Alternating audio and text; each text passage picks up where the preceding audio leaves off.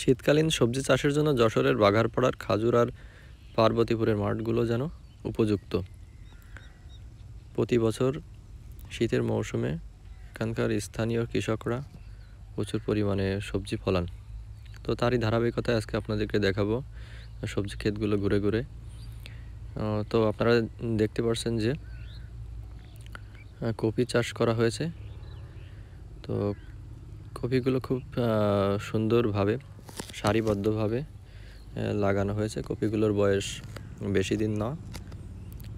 লাগানোর পরে সেচ দিয়ে বেড তৈরি করে দেওয়া হয়েছে এবং বেডের মাঝে নালা তৈরি করে দেওয়া হয়েছে যাতে পানিগুলো সহজে নালা দিয়ে বের হয়ে যেতে পারে এবং সেচের যখন দরকার হয় তখন সহজে সেচ দেওয়া যেতে পারে এই নালাগুলোর মাধ্যমে।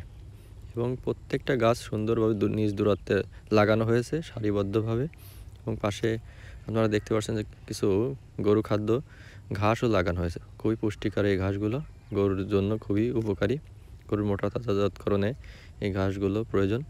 এবং ধান কাটা শেষ, তার পরপরই কৃষক তার কিছু জমিতে এই ধরনের ফসল ফলিয়েছেন।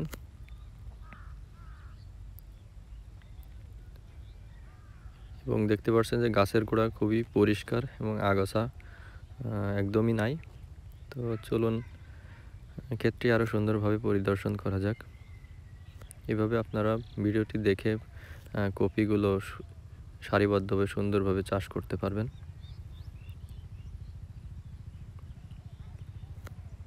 প্রতি বছরই যশোরের কাজুরা পার্বতীপুর এসব মাঠ থেকে প্রচুর পরিমাণে সবজি দেশের বিভিন্ন স্থানে চলে যায় এবং মানুষ সহজে এই সবজিগুলো কিনে খেতে পারে। এখানকার কৃষকরা খুবই আগ্রহ সহকারে এগুলো ফলিয়ে থাকেন।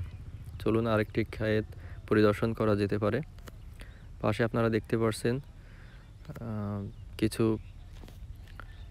ভুট্টার ক্ষেত, আলুর ক্ষেত এবং পুঁইশাকের চাষ করা হয়েছে। তো চলুন ভুট্টার ক্ষেতটা দেখে আসি।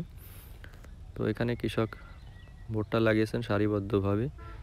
ভুট্টার বয়স বেশি দিন না, কেবল চারাগুলো ছোট ছোট, এগুলো বৃদ্ধি পেতে একটু সময় লাগবে।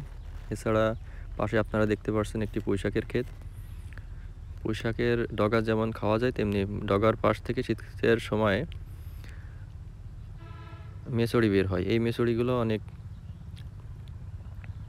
সুন্দর এবং খেতে খুবই সুস্বাদু এবং বাজারে এর চাহিদা থাকে। তো কৃষক এগুলো নিজের পরিবারের চাহিদা মেটাতে পারে এবং বাজারে বিক্রিও করতে পারে। পাশে আরেকটি দেখতে পাচ্ছেন আলুর ক্ষেত। রিসেন্টলি আলু লাগানো হয়েছে। আলুগুলোর গাছ ছোট ছোট এবং সেচ দিয়ে বেড তৈরি করে দেওয়া হয়েছে এবং আলুর ক্ষেতের মাঝে নালা তৈরি করে দেওয়া হয়েছে যাতে পানি বেঁধে আলু গাছগুলো না মরে যেতে পারে। এবং সাইডে একটি বড় নালা তৈরি করে দেওয়া হয়েছে এবং যখন আলুর সেচের প্রয়োজন হয় এই নালা দিয়ে আলুর ক্ষেতে পানি দেওয়া হয় এবং সময়ের বেঁধে আলুগুলো ছোট বড় হতে পারে। এগুলো আলুগুলো প্রাথমিক পর্যায়ে আছে, বৃদ্ধি পেতে হয়তো কিছুদিন সময় লাগবে। সারিবদ্ধভাবে সুন্দরভাবে লাগিয়ে বেড করে দেওয়া হয়েছে। পাশে আরেকটি ক্ষেত আপনারা দেখতে পাচ্ছেন। এটি হচ্ছে ফুলকপির ক্ষেত, খুবই সুন্দর এবং সবুজ সতেজ হয়ে উঠেছে পাতাগুলো। হয়তো 20-25 দিনের মধ্যেই এটার ফুল চলে আসবে এবং